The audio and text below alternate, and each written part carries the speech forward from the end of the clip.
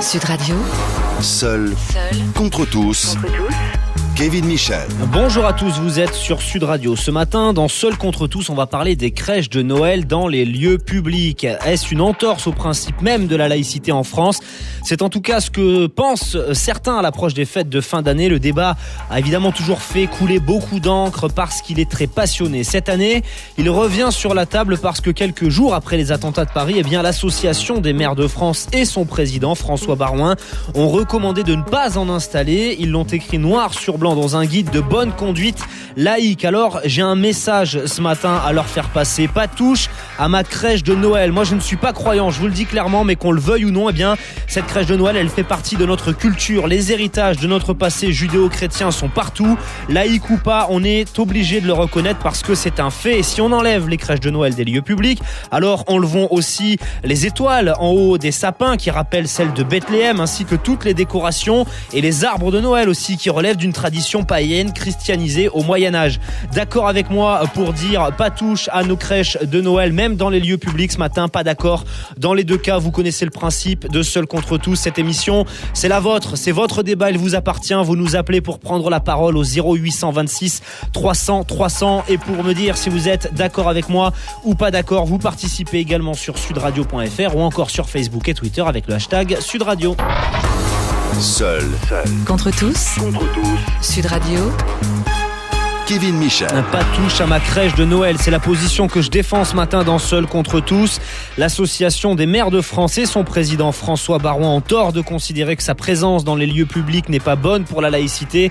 Qu'on le veuille ou non, notre culture est judéo-chrétienne et elle nous a légué un certain nombre de principes. Moi, je ne suis pas croyant, je vous le dis clairement ce matin, je ne vais pas à l'église.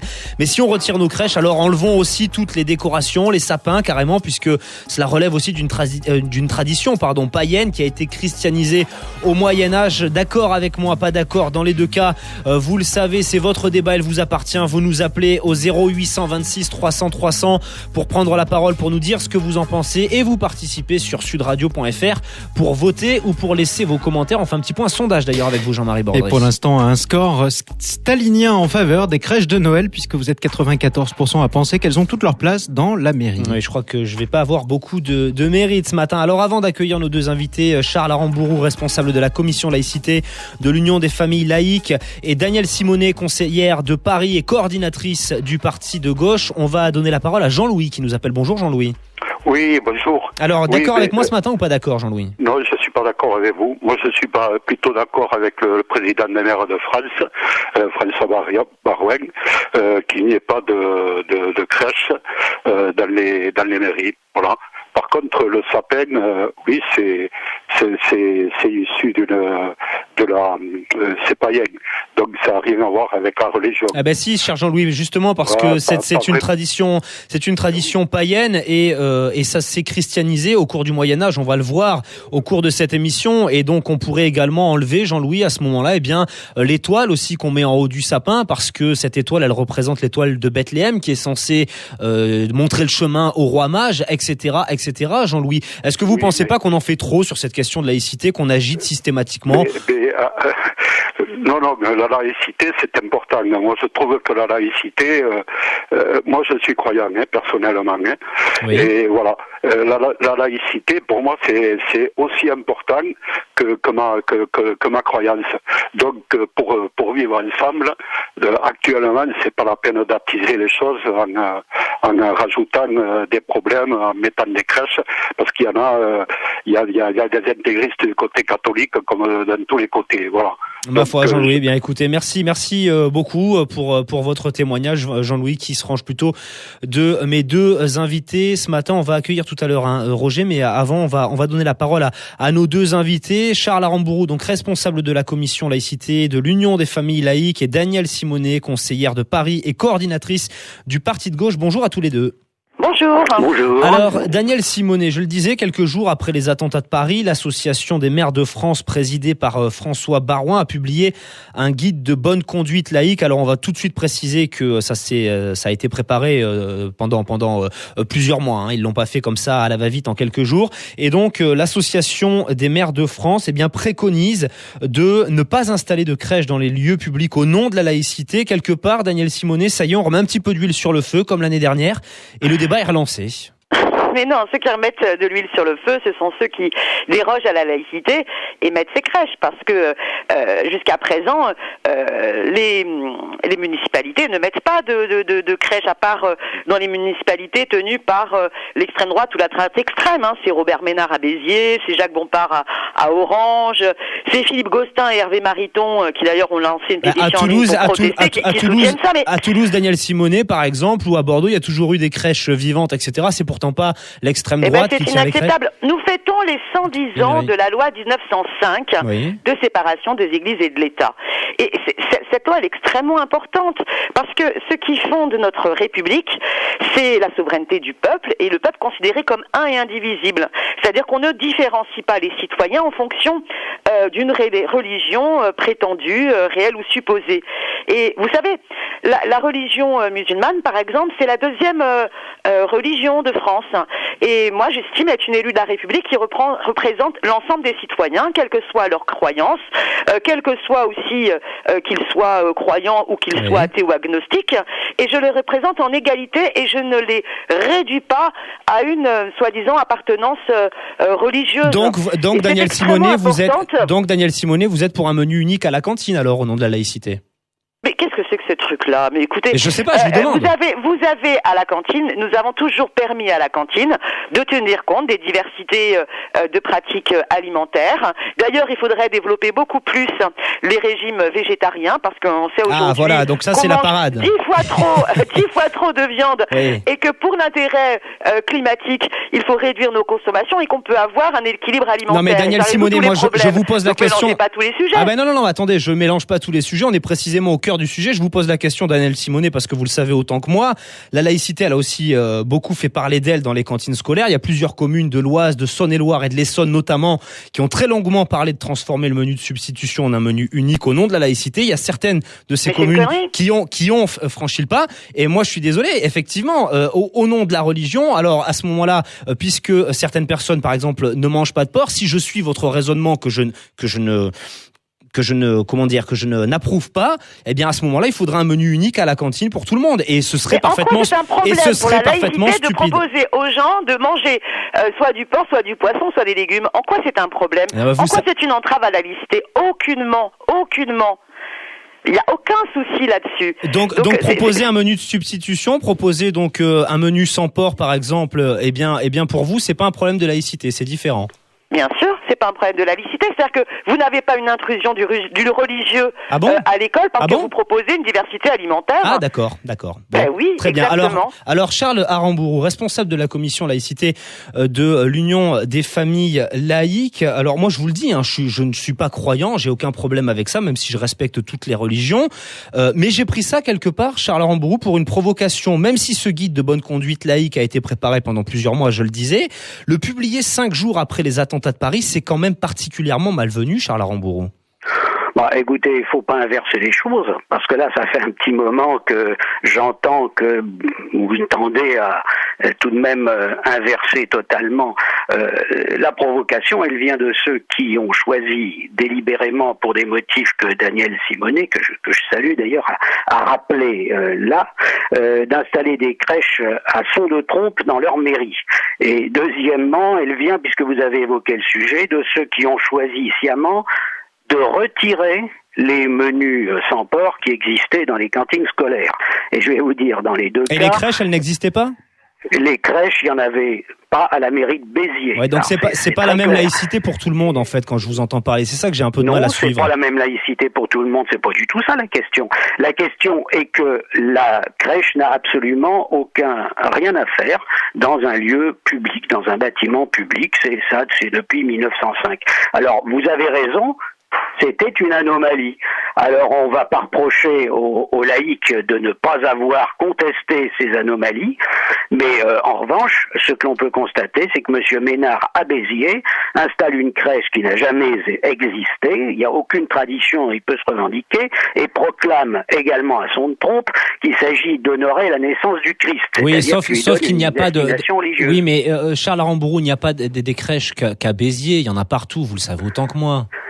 Il y en a dans beaucoup de villes en France. Encore une fois, il y a eu une provocation délibérée qui vient de la droite, et en particulier de la droite extrême, qui vise à polariser l'attention là-dessus, et qui va exactement dans le même sens. C'est-à-dire que les deux infractions à la laïcité sont identiques de la part de ceux qui retirent brutalement les menus sans porc des cantines scolaires. Il s'agit de promouvoir l'idée fausse que la France serait un État judéo-chrétien, etc. Ah bah c'est pas une idée fausse, Charles Aramburu. Alors c'est une idée fausse. D'accord. Je vais vous le démontrer. Alors vous voulez qu'on réécrive l'histoire de France ? On va réécrire l'histoire de France ensemble ce matin avec grand plaisir, Charles Aramburu, parce que pour avoir bien travaillé le sujet et ouvert un paquet de livres d'histoire, je vous le cache pas, pour reprendre un petit peu tout ça, je pense que j'ai aussi des arguments à faire valoir. Alors avant de vous redonner la parole, Charles Aramburu, Daniel Simonet, on va accueillir Roger qui nous appelle. Bonjour Roger. Oui, bonjour. Alors est-ce que vous êtes d'accord avec moi ou avec mes invités ce matin, Roger ? Ben, je suis tout à fait d'accord avec vous sur le principe. Oui. Et ce qui me fait plaisir par rapport à mon raisonnement, c'est que ce que je viens d'entendre de la part de vos deux invités, c'est qu'on a bien parlé de Béziers de M. Ménard. Voilà, c'est tout. C'est-à-dire que moi, je vous téléphone, je suis à côté d'Aix-en-Provence. Oui. Et chez nous, en Provence, alors je dis bien chez nous, puisque je ne sais pas autre part, mais du moins dans tout ce qui est Provence, la crèche est quelque chose de très important. Et je peux vous dire, quoi qu'en disent vos invités, que dans la plupart des villages de Provence, dans les mairies, il y a une crèche. Donc toute cette histoire est partie d'associations de libres penseurs ou autres, parce que ça s'est fait à Béziers. Histoire de parler un petit peu des associations, etc., de refaire un petit peu de bruit, etc. Voilà. Alors, voilà. je pense que si à Béziers, c'était pas M. Ménard qui soit passé, la crèche aurait continué. Mais là, ça fait une affaire d'État. Je peux vous dire que dans les Bouches-du-Rhône, les 3/4 des mairies, ils ont leur crèche. Et si on écoute ces gens, et je suis tout à fait d'accord avec vous, il faut même annuler Noël. Chez nous, tous les week-ends, il y a des foires au Santon, il y a des marchés de Noël. Dans les foires au Santon... Depuis le 18e siècle, d'ailleurs, Roger, on reconnaît ces santons comme étant un symbole artistique, d'ailleurs. Hein. Tout à fait. Et donc, ce qui veut dire qu'il faut annuler aussi les foires au Santon, puisque les foires au Santon sont faites dans des lieux publics. Et donc, ça draine énormément de monde. Il n'y a jamais eu de souci pour ça. Et alors, je pense, voilà, il faut tout annuler. Il faut annuler Noël, puisque Noël, c'est une fête aussi, c'est une fête chrétienne. En ce qui me concerne, moi, je ne suis pas du tout pratiquant, donc je parle pas sous l'égide de l'église ou de quoi que ce soit. Mais il n'y a rien qui vous choque à voir, voilà. Je parle tradition. Oui. Alors, il faut annuler les fêtes de Noël, il faut annuler les jours de congé, il faut annuler, et voilà. Et je pense qu'avec des raisonnements comme ça, on monte les uns sur les autres. Alors là, ouais, vous avez tout à fait raison, Roger, là-dessus. Je suis bien d'accord avec vous. Moi, c'est vrai que, en plus, au moment de Noël, bien, c'est le moment où on est censé quelque part se rassembler, faire preuve d'un petit peu de fraternité, de paix, etc., sans faire de la philosophie de comptoir. Et moi, je comprends pas pourquoi on a besoin systématiquement d'opposer les gens finalement entre eux. D'autant qu'on le rappellera après avoir marqué une courte pause. Eh bien, il y a énormément de musulmans qui fêtent Noël. On le verra.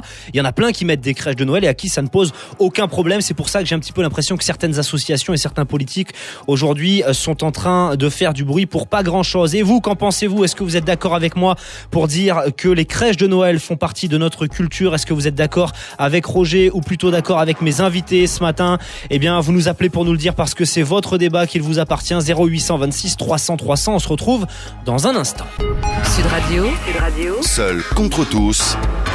Kevin Michel. Dire que les crèches de Noël dans les lieux publics vont à l'encontre de la laïcité est une absurdité. Si on les retire, alors enlevant toutes les décorations, notamment les toiles, parce que c'est celle de Bethléem, censée guider les rois mages. Je rappelle aussi que le sapin est une tradition païenne, christianisée au Moyen-Âge, et que si on suit ce raisonnement, eh bien, il faut également les retirer de nos rues en période de fête, qu'on soit croyant ou pas. Les crèches de Noël font partie de notre culture. D'accord avec moi, pas d'accord, vous le savez, dans les deux cas, c'est votre débat, il vous appartient. Vous nous appelez au 0826 300 300 pour nous dire ce que vous en pensez. Et vous votez également sur sudradio.fr.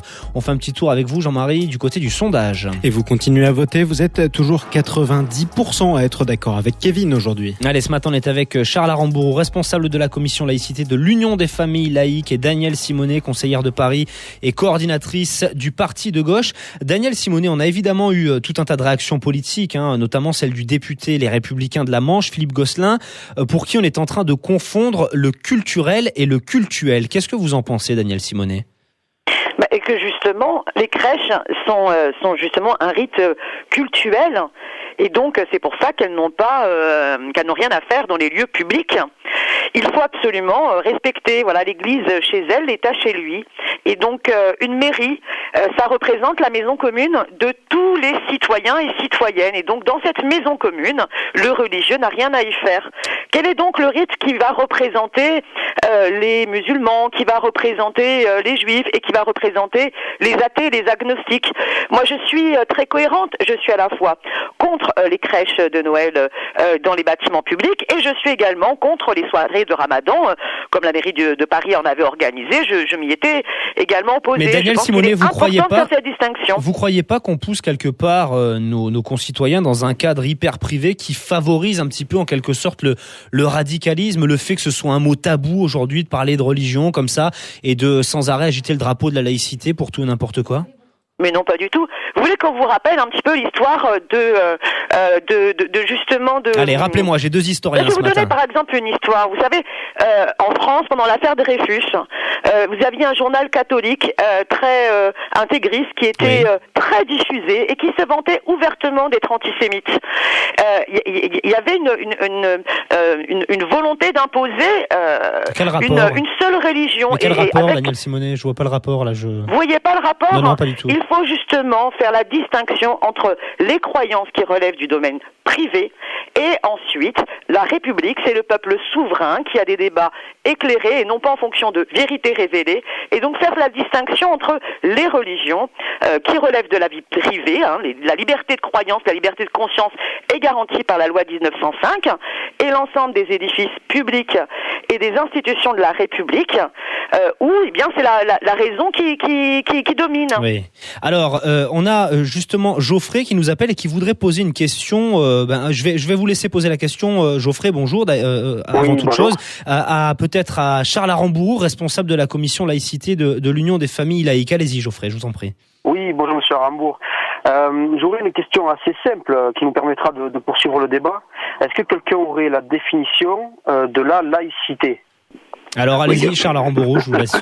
Pas de problème. La laïcité, c'est ce que définit la loi de 1905, c'est-à-dire, article 1er, la République assure la liberté de conscience, elle garantit le libre exercice des cultes sous les restrictions édictées ci-après dans l'intérêt de l'ordre public, et l'article 2 commence ainsi, la République ne reconnaît, ne salarie, ne subventionne aucun culte. Ça veut dire quelque chose de très simple, c'est-à-dire que dans ce qu'on appelle la sphère publique, l'État, les collectivités locales, les services publics, c'est tout, c'est restreint.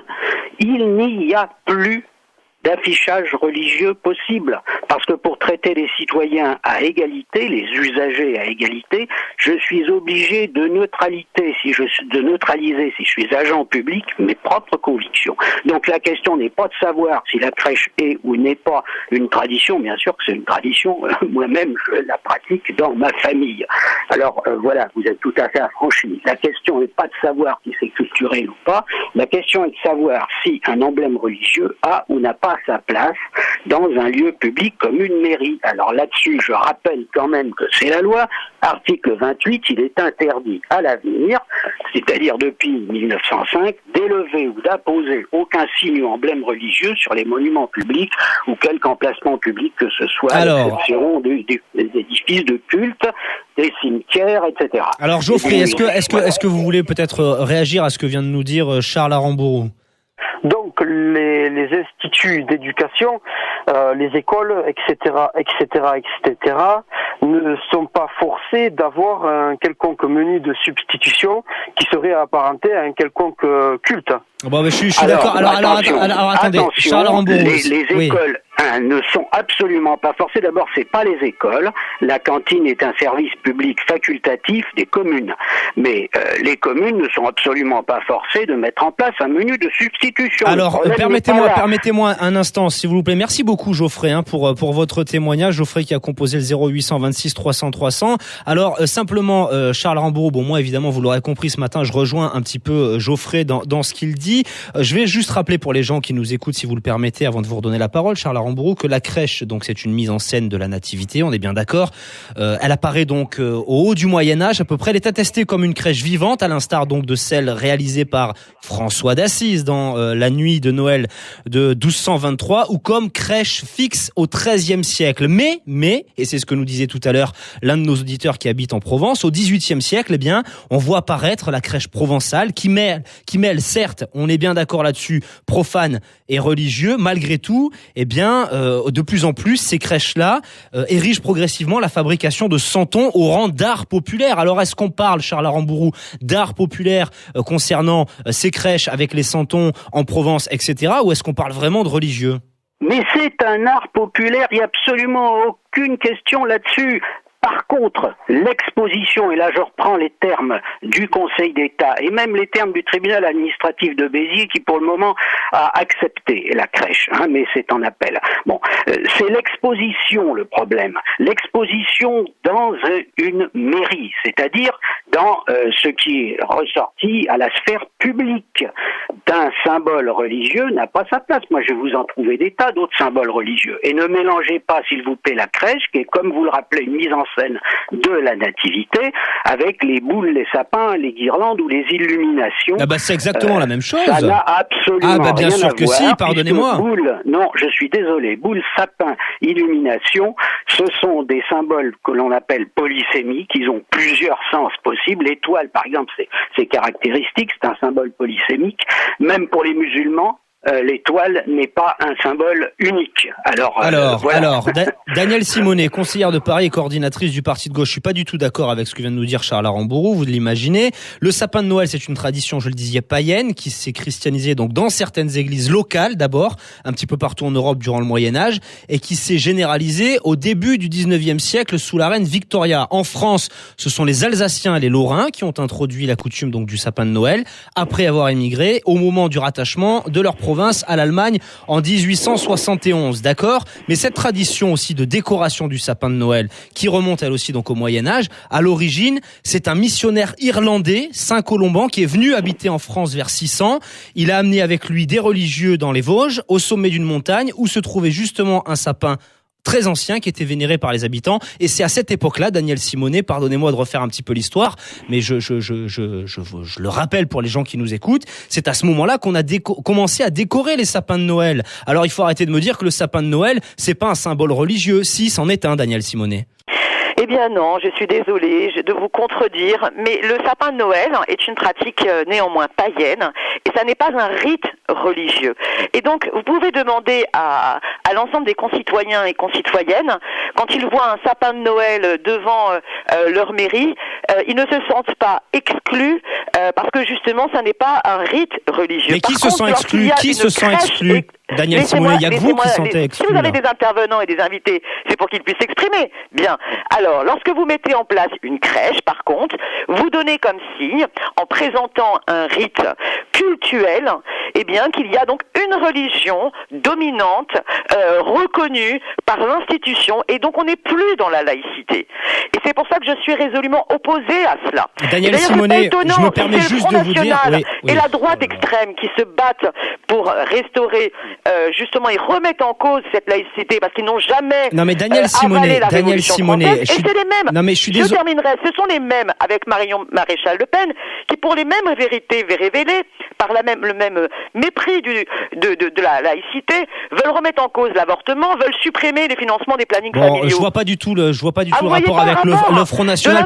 Daniel Simonet, je suis pas là pour parler du Front National. Après, vous allez encore dire que les journalistes font le jeu du Front National, alors que c'est vous qui en parlez depuis le début de cette émission. Simplement, je vous fais remarquer, désolé de vous le dire, que quand je vous présente historiquement comment se sont déroulés les faits, à part me dire non, c'est pas vrai, Daniel Simonet, j'ai pas beaucoup d'arguments pour me démontrer qu'effectivement le sapin de Noël, c'est pas un symbole religieux.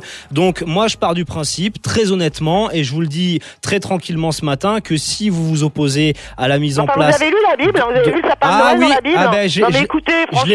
Je l'ai lu la Bible, pardonnez-moi, je l'ai lu la Bible, j'ai même lu le Coran, tout ce que vous voulez, Daniel Simonet. Je vous rappelle simplement que pendant le spectacle, donc justement, où ce Saint Colomban, auquel je faisais allusion il y a quelque temps, racontait la naissance de Jésus, eh bien les religieux qui étaient là ont commencé à accrocher des lanternes et des torches au sapin, d'où les guirlandes électriques aujourd'hui, notamment, cher Daniel Simonet. Allez, je vous redonne la parole dans un instant. Daniel Simonet, conseillère de Paris et coordinatrice du Parti de gauche, et Charles Arambourou, responsable de la commission laïcité de l'Union des familles laïques, sont avec nous ce matin. Ils ne sont pas tout à fait d'accord avec moi pour dire que les crèches de Noël font partie de notre culture.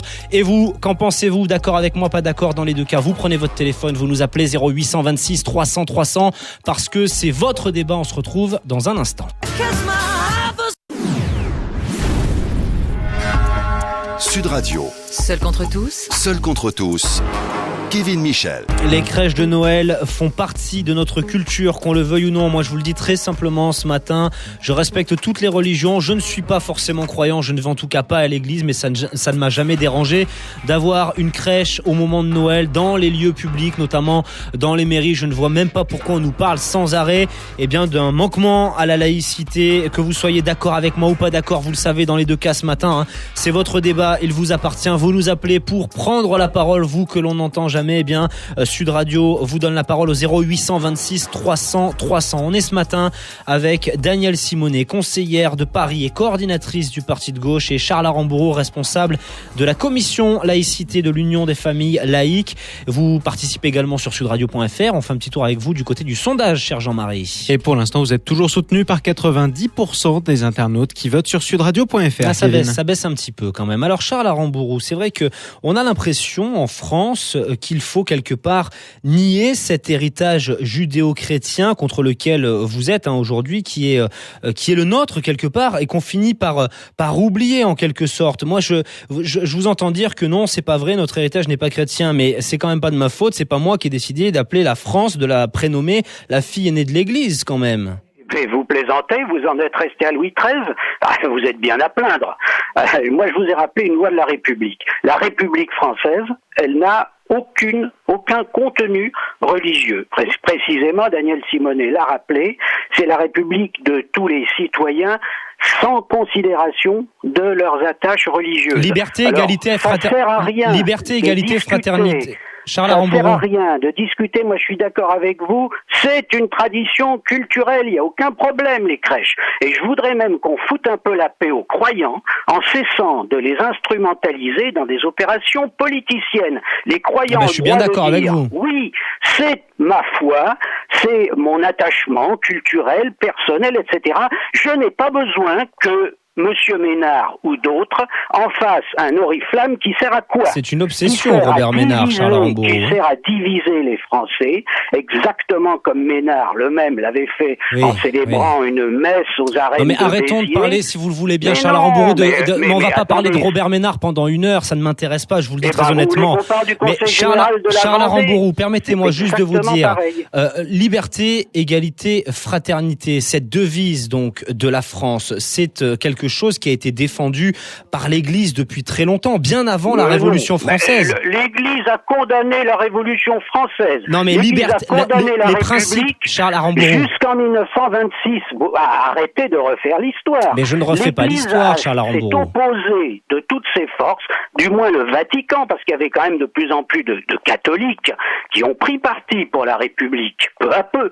Mais l'Église, jusqu'en au moins 1926, s'est opposée explicitement à la République. République. C'est pas ce que je suis en train de vous dire, Charles Aramburu. Je suis en train de vous dire que les valeurs, les concepts de liberté, d'égalité et de fraternité, je suis pas en train de vous parler de l'Église qui a défendu ou qui s'est opposée à la Révolution. Je vous dis que ces principes-là, ces trois principes, ont été défendus pendant très longtemps par l'Église avant la Révolution française. Alors, Danielle Simonet, conseillère de Paris et coordinatrice du parti de gauche, il y a Chantal Delsol, qui est philosophe et membre de l'Académie des sciences morales et politiques, qui a écrit un très bon bouquin qui s'appelle Les pierres d'angle. Ces pierres d'angle, ce sont celles donc de notre civilisation, à savoir le respect de la dignité de la personne humaine, la démocratie, la liberté de penser et la notion de progrès. Or, elle dit, le concept même de la dignité humaine n'a pu éclore que parce que le christianisme a développé la notion de personne par analogie avec les trois personnes de la Trinité et parce que cette personne est créée par Dieu à son image. C'est ce que nous dit Chantal Delsol, Danielle Simonet, pour nous dire qu'en gros, bien qu'on soit croyant ou qu'on soit athée ou qu'on soit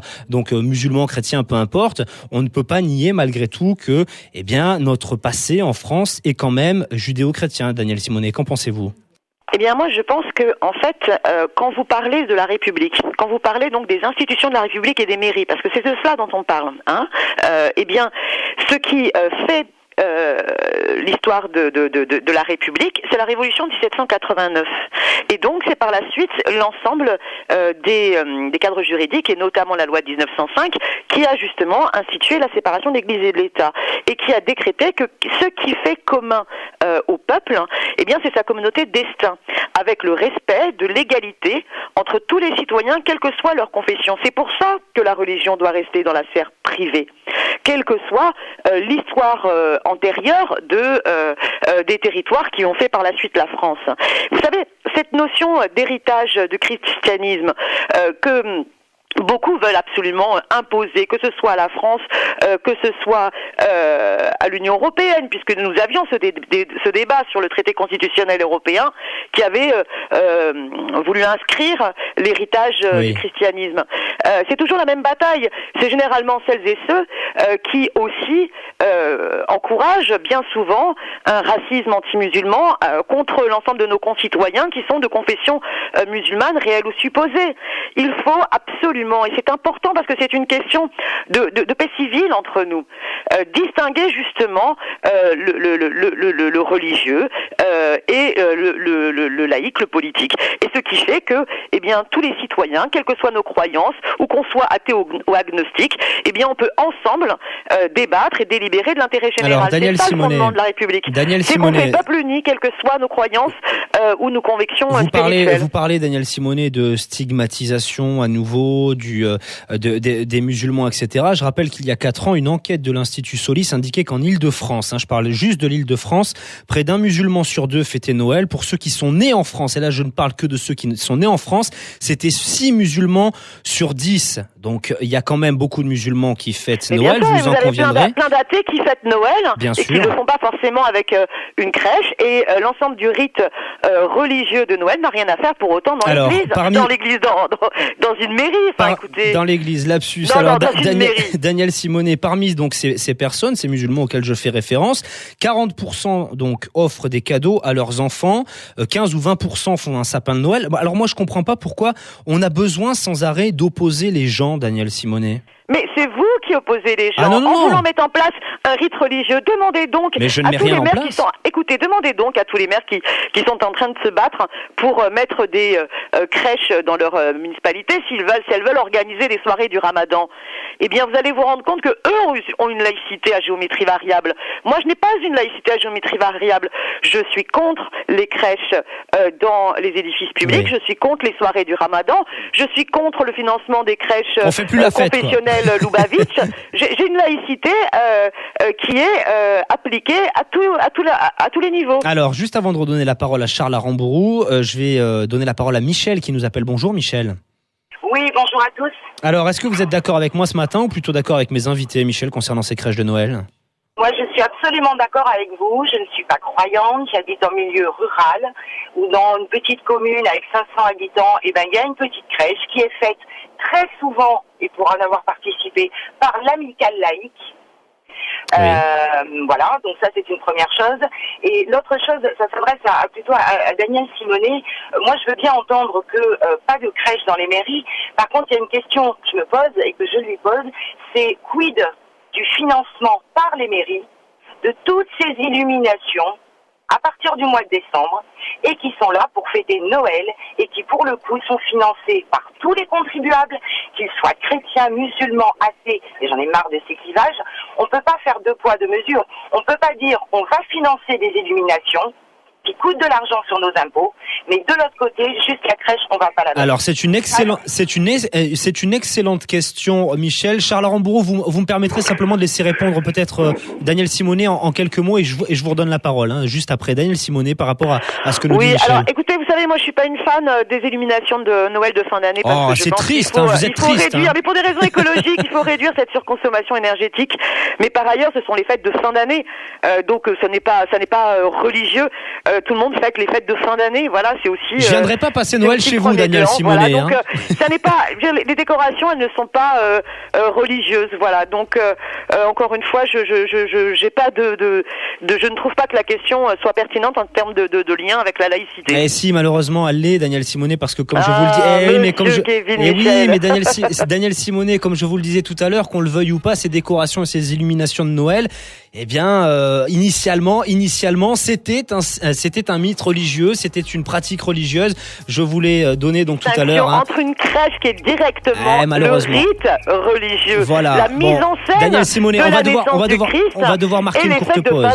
On va devoir marquer une courte pause, Daniel Simonet. Puis il faut impérativement que je redonne aussi la parole à Charles Aramburu, responsable de la commission laïcité de l'Union des familles laïques, à qui j'ai un petit peu coupé le sifflet, c'est vrai, ces dernières minutes. Promis, je vous redonne la parole dans un instant. Charles Aramburu, évidemment que vous soyez d'accord avec moi ce matin pour dire que les crèches de Noël font partie de notre culture, ou si vous êtes d'accord avec mes invités, vous nous appelez 0826 300 300. On se retrouve dans un instant. Sud Radio. Seul contre tous. Seul contre tous. Kevin Michel. Les crèches de Noël font partie de notre culture. C'est la position que je défends ce matin dans Seul contre tous. Évidemment, Daniel Simonet, conseillère de Paris et coordinatrice du parti de gauche, et Charles Aramburu, responsable de la commission laïcité de l'Union des familles laïques, ne sont pas tout à fait d'accord avec moi. Et vous, qu'en pensez-vous? 0826 300 300 pour prendre la parole. Alors Charles Aramburu, je parlais tout à l'heure d'une enquête de l'Institut Solis sur une étude qui a été donc menée en Île-de-France. Selon Abbas Bendali, donc qui est directeur de cet Institut Solis, la communauté maghrébine, je cite, ne voit en Noël aucune connotation religieuse. C'est un signe d'ouverture, de tolérance, d'adaptation. Le réveillon, c'est l'occasion pour ces musulmans d'améliorer aussi l'ordinaire, de faire la fête et de se retrouver. C'est ce qu'il a déclaré en fait au moment de cette enquête il y a 3 ou 4 ans, Charles Aramburu. C'est vrai qu'on l'a dit, il y a quand même beaucoup de musulmans aujourd'hui qui fêtent Noël en France. Oui, et moi je fête l'Aïd avec mes amis musulmans, sachez-le. Alors, on est entièrement en dehors du sujet, parce que là c'est du domaine de la vie privée précisément, voire intime. Et le problème posé n'est pas celui-là. Le problème posé est l'affichage d'une religion à l'exclusion de toutes les autres dans un lieu public, une mairie, qui est normalement astreint à la neutralité. Alors si vous pensez que le sapin est un signe religieux, il vous appartient de saisir. C'est pas moi qui le pense. Non, mais apparemment vous pensez que c'est le écrit sapin, dans les livres les d'histoire. toiles et les boules... Non, mais si vous le pensez, faites donc trancher l'affaire par le juge, car c'est le juge lui-même qui déclare si, oui ou non, on a affaire à un emblème religieux. Pour le moment, je constate que les cours administratives d'appel qui ont statué là-dessus se sont prononcés de manière complètement opposée. C'est pourquoi les maires de France, d'ailleurs, appellent à ce qu'il y ait une clarification législative, qui est peut-être pas nécessaire, mais enfin, vous avez le droit, si vous pensez que le sapin est un emblème religieux, de saisir le juge. Je laisse ça aux associations, elles le font très bien, Charles Aramburu, et puis je sais que ça les intéresse beaucoup. Alors, à ce moment-là, Charles Aramburu, si vous le permettez, donc si on suit votre raisonnement, il faut arrêter de travailler donc à l'Ascension, arrêter de fêter la Toussaint, arrêter de fêter Pâques, etc. On est bien d'accord. Alors, on fera une autre émission, si vous le voulez bien, sur les congés à motivation religieuse. Revenons, si vous permettez. Non, mais répondez à ma question, si vous le voulez bien, parce que c'est moi qui pose des questions, si vous le permettez, Charles Aramburu. Donc, je vous pose une question. Alors, est-ce qu'il faut donc arrêter avec, ces jours fériés? Voilà, je parle de l'Ascension notamment. Est-ce qu'il faut arrêter de fêter Pâques? Voilà. Je vous pose la question. Je ne sais pas qui fête Pâques. Tout le monde ne le fête pas, et pas au même moment. En tout cas, si vous annoncez aux Français qu'ils vont avoir des jours de travail en plus, je doute que vous recueilliez l'unanimité. Donc aujourd'hui, avec le contrôle des présences par les dispositifs de RTT, il est parfaitement possible de banaliser les jours de congé. Bon, pour moi, la question ne se pose pas depuis longtemps. Souvenez-vous d'ailleurs du tollé quand M. Barre a essayé de supprimer le lundi de Pentecôte. Ah oui, je vous le fais pas dire. Non pas pour des raisons religieuses, mais parce que le lundi de Pentecôte est depuis longtemps une fête associative et sportive. C'est vrai. Voilà. Alors, Danielle Simonet. Il en va de même de Noël. Alors, Danielle Simonet, conseillère donc de Paris et coordinatrice du parti de gauche. C'est vrai que je pense à Pâques Pâques qui est une fête religieuse. Alors peut-être que vous allez réussir à me dire avec Charles Aramburu que je me trompe peut-être et que j'essaie de réécrire l'histoire. Donc vous m'arrêtez si je dis une bêtise, mais malgré tout, quand on fête Pâques, au moment de Pâques, il y a bien des œufs en chocolat dans les vitrines, il y a bien des cloches, etc. Pourtant c'est une référence directement à Pâques qui est une fête religieuse. Donc si on suit votre raisonnement, on arrête de fêter Pâques aussi. Mais vous avez parlé des vitrines. Vous n'avez pas parlé des municipalités. Mais les municipalités, vous croyez qu'il n'y a pas de décoration, il n'y a pas de cloche, etc. Il n'y a jamais aucune référence. Écoutez, moi je suis désolée, je ne vois pas dans ma mairie des œufs de Pâques. À l'école, on distribue pas des œufs de Pâques. Dans l'ensemble de la mairie. À l'école, on distribue pas des œufs en chocolat, etc. À la cantine, un petit œuf en chocolat, écoutez, moi mes filles n'en ont pas eu, mais écoutez, votre sujet est passionnant. Moi je vais vous donner un autre exemple. Très rapidement, parce qu'il nous reste très peu de temps. Non mais écoutez-moi, à Lyon, vous avez la ville a voulu restaurer justement au nom de la tradition, une pratique qui avait lieu avant la Révolution française et qui faisait que, le bourgmestre, avec l'ensemble des habitants, donnait un sou symbolique à l'église pour montrer la soumission. Eh bien nous sommes opposés justement à cette pseudo-tradition parce que justement entre-temps il y a eu la Révolution française et que la Révolution française, c'est une rupture dans notre histoire où le peuple s'est soulevé et a voulu faire en sorte que la laïcité soit instituée pour justement faire la séparation entre ce qui relève de la vérité révélée, de la sphère privée, du religieux et la sphère publique et le débat le débat par la raison qui permet à tous les citoyens d'être considérés en égalité. Cette bataille Merci beaucoup, Danielle Simonet. Elle est importante justement dans le contexte actuel. Je suis désolé, on n'a plus le temps, Danielle Simonet. Allez, merci beaucoup, Danielle Simonet, conseillère de Paris et coordinatrice du parti de gauche qui était avec nous ce matin, tout comme Charles Aramburu. Merci beaucoup à vous aussi, responsable de la commission laïcité de l'Union des familles.